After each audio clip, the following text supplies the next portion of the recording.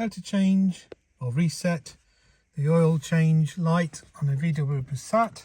This is a 2014 with a push button ignition key. I'll just quickly show you. See my finger? So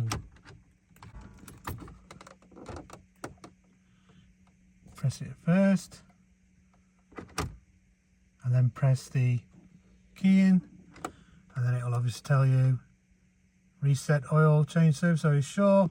And then you just come to the menu button and you would press OK if you wanted to do it, and then that resets it, but we don't need to because we've just reset it not long ago.